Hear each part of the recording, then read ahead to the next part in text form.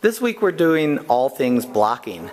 Here is a drill that Allison does where she's just standing, working on getting tight through the shoulders and getting her body stretched to block.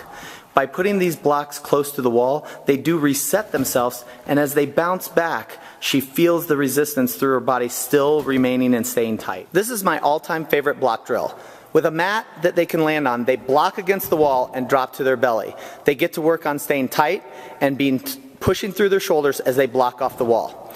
If you want to make this drill even harder, you can add landing in a handstand at the end. Block and then rotate and get more rotation with your feet so that you get to a handstand position. One more time. Great. These are another series of block drills. First, Allison is doing push-up hops or hollow body hops. She can do these going forward, she can do them going backwards, she can do them going sideways. These are just to work on holding and maintaining a body position and blocking through the shoulder. After that, we progress to handstand hop drills. The girls are going to a handstand and blocking through their shoulders to get up. Allison does a very nice job, and make sure you see the difference in your girls, that Allison is getting her feet high before she blocks through her shoulders. She's not actually kicking up to the hop, she's blocking to the hop. Then you can add a height or a transition from the floor up to a height in the block. Here Allison is going on to an open panel mat. Just make sure that when you do this, that you are starting at a very low height, like 1 panel thickness, and moving up as the girls get better at it. 2 more block drills. These are handstand bounces on the trampoline. Allison is bouncing to a handstand and then blocking through her shoulders, really working through her shoulders and not bending her arms to get those bounces. And then another one is where the coach gets the girl to hold the position and bounces them. They want to hold their position and the coach provides the bounce. For the compulsory 4 and 5 dismount on beam, we are working round-offs with block. Before they start doing blocking round-offs on the balance beam, we want them to feel comfortable getting repulsion and block on the floor.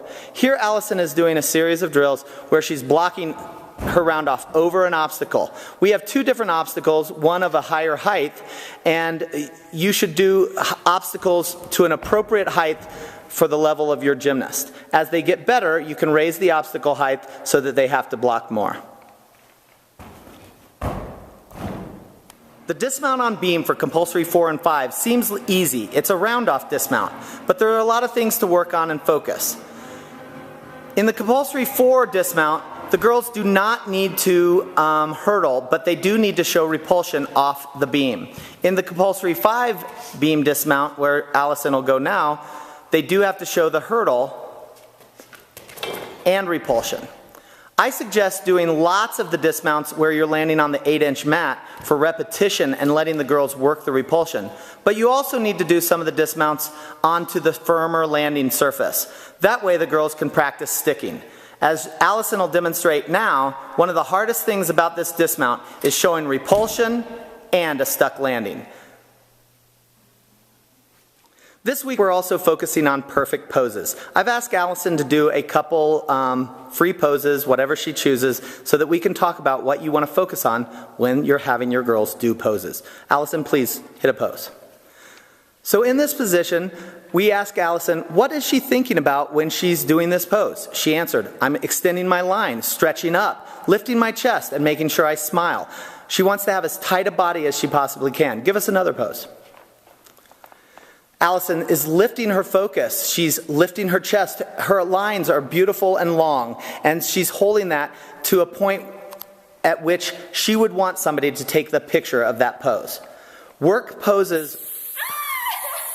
Here's another drill for helping the girls practice poses. Allison has put a sequence together of 4 of the poses in the compulsory 4 routine. She will count the pose each time she hits it, and on her number is where she would want a picture taken of her. That is trying to be in the best position for that pose. Here goes Allison doing her 4 poses. 1, 2, 3, 4. Great. Allison will do it again, speeding it up, making sure she's sharp, clean, lifted, and tight when she hits these pose positions.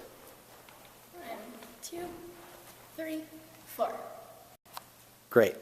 When the girls are doing poses, they're not going to get in the positions that you want. So we're going to have to fix them. Don't just leave them in what they think is the best pose. Put them in the position that you want them to. So if Allison is doing a typical pose that we might get from one of our gymnasts, lift this elbow, tighten this up. Don't let me push this down. Be tight. Lift your chest. Lift. Extend this arm out. Tight. Lift your face. Smile. Get that leg straight. Nice. This is the pose I want. Do you feel how that feels? Beautiful. That's what we want to do. Go in and fix their poses so that they're giving you the positions and the look you want. In this video, we talked about several things that you're supposed to work on in the focus. We didn't record some things that have been recorded earlier. For example, compulsory fours are working mill circles and front hip circles again, so go back and review those videos and focus on those this week as well. The other thing that we didn't talk about is the high bar elements for compulsory 5 bars. We want you to be working and focusing on the sequences and skills that are related to the high bar for compulsory 5s.